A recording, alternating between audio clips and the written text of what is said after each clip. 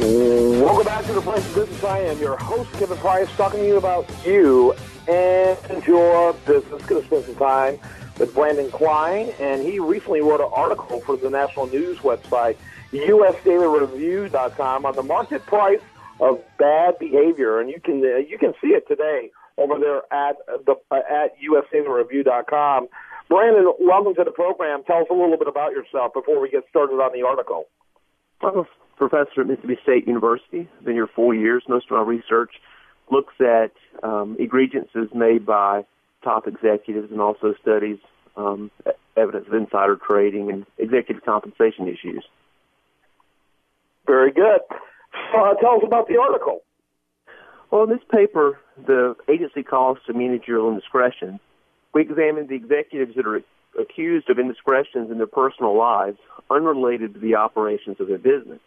And the evidence shows that the activities of violence, substance abuse, dishonesty, and sexual misadventure in their personal lives translates into damage to their company. Shareholders view these allegations of personal misconduct as insight into business decisions of the executives, and these indiscretions often signal fraud within the company, and shareholders respond in such a way by selling the stock of these companies. Okay. And, in terms of expectations going forward, what did you have in mind? What did you hope the reader would benefit from this? I think the primary takeaway is that these heavy costs of engaging in this unethical behavior imposed by the free market are often more painful and effective in promoting an ethical society, both professionally and personally, than what government's efforts through laws and regulations tend to be. Okay, so you're saying, it sounds like you're saying a truly free market system, which would have moral hazard and other consequences, is far better than trying to prevent it in the first place. I think a lot of what happens, Professor, is that there's a certain complacency in the diligence of business activity because there's this belief that government's going to somehow be the panacea. I think a little bit of buyer beware in everyone we hire to every way we do engagement would be healthier in a society.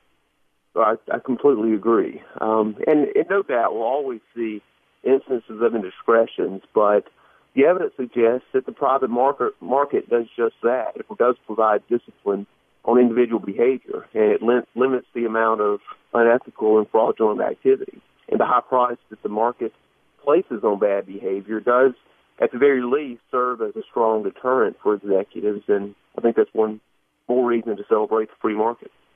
By the way, this is an actual book, correct? It's not a book. It's a research article. We may turn it into a book at some point in time, but it's currently a research article that's being slated for publication later in the year. And then for what publication? Academic articles. Interesting. Well, I think it's a great topic. I think it's a timely one.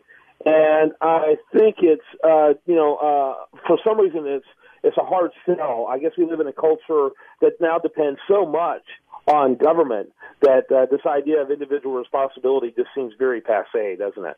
Well, I think that's correct. We tend to, as people's immediate take is that, government can come in and fix things, and what we realize is that oftentimes government is ineffective at the very least, and sometimes causes more harm than what there is good. And so one of the things that I like about this piece of research is it does show that, the free market does have solutions. There are natural discipline mechanisms that work to create the outcomes that we believe are more desirable socially, much more efficient than that of government.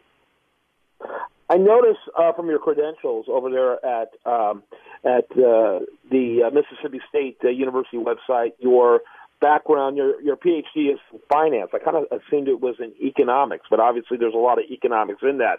But that's kind of an interesting background to bring this message from. Talk about how that academic background helps. Well, I've always considered myself an economist as well. Finance and econ are very closely related, and a lot of my research does have much more of an economics flair than finance. The primary difference, I think, is the specific study of companies and the impact that these types of decisions and other types of decisions have on the corporation itself and on the value to their investors, both stockholders and bondholders. Yeah. Maybe, in fact, this may be economics in the real world where economics degrees aren't so much, especially when you get into macroeconomics. It seems to me that macroeconomics has a complete disconnection with reality. It's incredible. It's almost like microeconomics is a completely different school, not only in terms of focus, but what it translates, than macroeconomics. It's bizarre. To me, macroeconomics is like sci-fi, the way it's done in most academic circles. That's true. It's extremely theoretical and in my opinion, oftentimes turns to guesswork more than it does sound logic.